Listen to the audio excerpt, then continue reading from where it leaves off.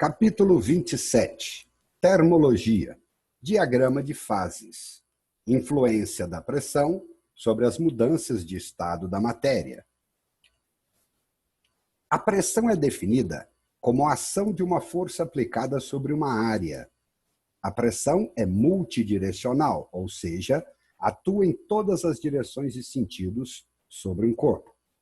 Assim sendo, quanto maior a pressão de compressão exercida sobre um corpo, maior a dificuldade desse corpo separar suas moléculas.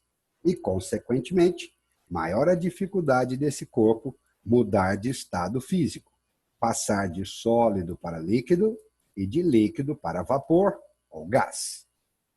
O inverso também é verdadeiro. Quanto menor a pressão de compressão exercida sobre um corpo, menor a dificuldade desse corpo separar suas moléculas e, consequentemente, menor a dificuldade desse corpo mudar de estado físico, passar de sólido para líquido e de líquido para vapor ou gás. Substâncias normais. Para estas substâncias, quanto maior a pressão que recebem, maior será a sua temperatura de sublimação, fusão e vaporização. Podemos construir um gráfico de pressão por temperatura apresentado a seguir. Este gráfico nos mostra que as curvas de mudanças de estado são crescentes, isto é, relacionam a pressão e a temperatura como grandezas diretamente proporcionais.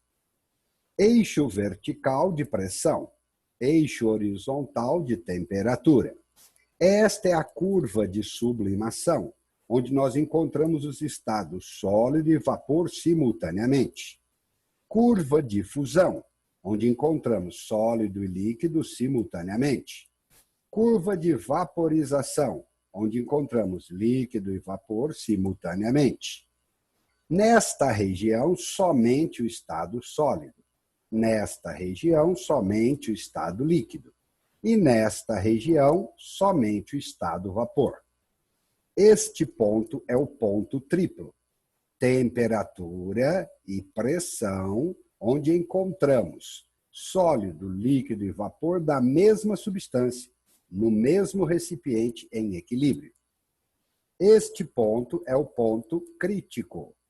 O ponto crítico corresponde a uma temperatura a partir de onde a substância não se comporta mais como vapor, comporta-se como gás. Substâncias anômalas. Estas substâncias apresentam uma anormalidade quanto à fusão apenas. Quanto maior a pressão sobre o sólido, menor será a sua temperatura de fusão. Por outro lado, ebulição e sublimação destas substâncias perfeitamente normais. Ou seja, quanto maior a pressão sobre ela, maior será a temperatura de ebulição ou sublimação. Construindo o gráfico de pressão por temperatura, teremos. Neste último gráfico, observamos que as curvas de vaporização e de sublimação, estas duas, continuam crescentes, isto é, fazendo a pressão diretamente proporcional à temperatura. Entretanto, a curva de fusão é decrescente, indicando que a pressão é inversamente proporcional à temperatura. Exercício proposto número 1.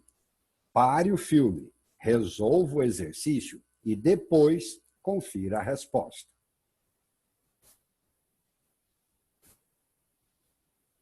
Exercício proposto número 2.